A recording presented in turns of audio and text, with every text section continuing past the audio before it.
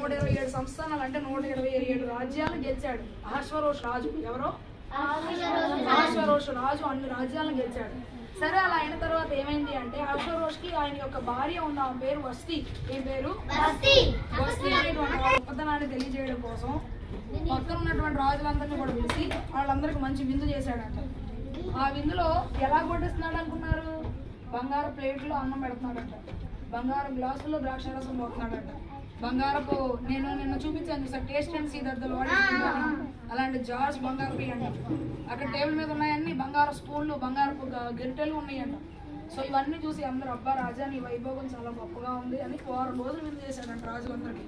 వాళ్ళందరూ చక్కగా రావడం, మంచిగా రాజుగారి దగ్గర ఉన్నటువంటి వంటకాలని ఆ బంగారు పళ్ళల్లో తినడం, ద్రాక్షారసం తాగడం, పడుకోవడం, ఎంజాయ్ చేయడం. రాజుగారికి పనే ఉంటుంది, హ్యాపీ కదా, ఏం చేయాలన్నా సరే ఒకటి మినిట్ అడుగు చేసేసి వస్తాడు కదా, ఈజీ. అలాగే ఏమైంది అంటే మంచిగా వాళ్ళందరూ కలిసి కూర్చొని ఎంజాయ్ చేస్తూ ఉన్నటువంటి టైంలో ఒకడు కూడా సరే రాజా మీ రాణిగారిని ఒకసారి తీసుకురండి, మీ వైభోగం అంతా కూడా చాలా బాగుంది, మీ రాణిగారిని కూడా చూస్తే మొత్తం అంతా కంప్లీట్ అయిపోతుంది, మీ యొక్క వైభోగం అంతా కూడా మేము తెలుసుకుంటాము అని చెప్పగానే రాజుగారు ఏమన్నారు అంటే ఒక భటుని పిలిచాడు. ఇట్లా చప్పట్లు కొట్టగానే ఎవరక్కడ అనగానే ఒకడు చిత్తం ప్రభు అంటాడు.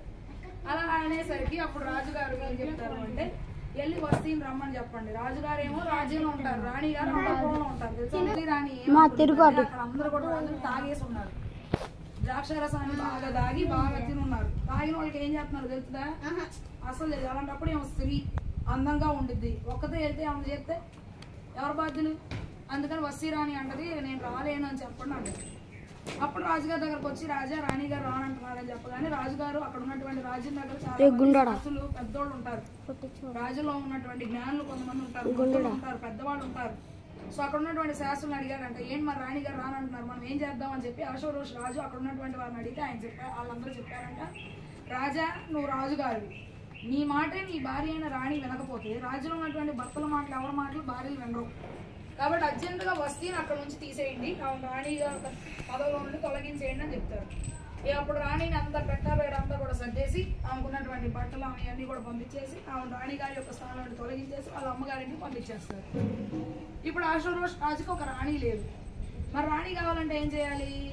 అందరికీ కూడా దండోరా వేశారంట, డ్రమ్ము కొడితే అందరూ చెప్పారంట ఎవరైతే రాణిగా అవ్వాలనుకుంటున్నారో యవన కన్యకులారా మీరందరూ కూడా రండి, చక్కగా రాజుగారికి రాణి అవ్వాలనుకున్న వాళ్ళందరూ కూడా రండి, చక్కగా మీరందరూ కూడా సిద్ధపడండి, సిద్ధపడి రాజుగారి దగ్గరికి వెళ్ళొచ్చు. ఒక రోజు మీరందరూ అట్లా నడుచుకుంటూ వస్తే వీళ్ళ నేను కూర్చున్నాను, మీరు ఒకరి తర్వాత ఒకళ్ళు వచ్చారనుకో, నాకు నచ్చిన వాళ్ళ వైపు రాజధాని చూపిస్తాను, నా చేతిలో ఒక రాజధాని ఉంటుంది నేను రాజుగారు, ఆ రాజధానిలో ఎవరైతే చూపిస్తారో ఎవరైతే చూపిస్తే వాళ్ళు రాణి. అలాగే అందరూ స్త్రీలు అందరూ యవనస్తులు అందరూ కూడా ఎలా అనుకున్నారంట అక్కడ యూదా గోత్రంలో ఉన్నటువంటి హదస్సా అనే ఆమె కూడా ఉందంట. ఎవరున్నారు? హదస్సా ఏంటి అంటే వాళ్ళ యొక్క నాన్నగారి పేరు అబీహాయిలు. ఏం పేరు? అబీహాయిలు అనేటువంటి నాన్నగారు, ఆయన నాన్నగారు. సో ఆయన యొక్క తమ్ముడు నాన్న చనిపోయారు, ఎస్తేర్కి ఏమయ్యారు? చచ్చిపోయారు. అయితే